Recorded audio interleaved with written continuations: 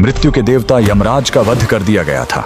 जी हाँ, उस दिन मौत को खुद अपनी मौत देखनी पड़ी थी और उनका वध करने वाले कोई और नहीं बल्कि स्वयं कालों के काल महाकाल थे। सिर्फ अपने एक 16 साल के नन्हे भक्त को बचाने के लिए महादेव ने यमराज की छाती पर ऐसी लात मारी कि यमराज के प्राण निकल गए। कहानी शुरू होती है महान शिव भक्त ऋषि मृकंडु और उनकी पत्नी मरुदवती से। सब कुछ था उनके पास, लेकिन एक ही दुख था, संतान का न होना। उन्होंने शिवजी की कठोर तपस्या की। भोलेनाथ प्रसन्न हुए, लेकिन उन्होंने एक कठिन शर्त रख दी। उन्होंने पूछा, तुम्हें कैसा बेटा चाहिए?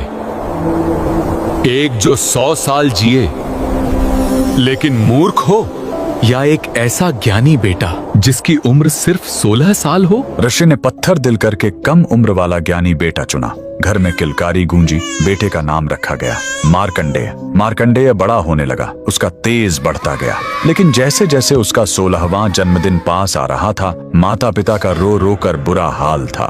जब मार्कंडेय ने कारण पूछा और उसे अपनी मौत का सच पता चला, तो वो नन्हा बालक बिल्कुल नहीं घबराया। उसने कहा, मैं उस महाकाल की शरण में जाऊंगा जो मौत को भी बदल सकते हैं।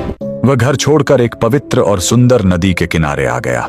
उसने मिट्टी से एक शिवलिंग बनाया और तपस्या में लीन हो गया। लगातार 3 दिन बीत गए। तीसरे दिन जब मार्कंडेय पूरे 16 साल के हुए तो यमराज ने अपने यमदूतों को भेजा। यमदूत जब उसे छूने गए तो मार्कंडेय की भक्ति के तेज ने उन्हें रोक दिया। हार मानकर वो भाग खड़े हुए। अब यमराज का गुस्सा फूट पड़ा। वो खुद अपना घातक काल पाश लेकर वहां आ पहुंचे और गरजे, बालक, तेरा समय पूरा हुआ। डरा हुआ मार्कंडेय शिवलिंग से लिपट गया। यमराज ने अपना फंदा फेंका, लेकिन यही उनसे सबसे बड़ी गलती हो गई। वो फंदा बालक के साथ साथ स्वयं शिवलिंग पर भी जा कसा। उन्होंने अनजाने में महाकाल को बांधने की कोशिश की थी। तभी जोरदार धमाका हुआ। शिवलिंग फटा और कालों के काल महाकाल प्रकट हुए।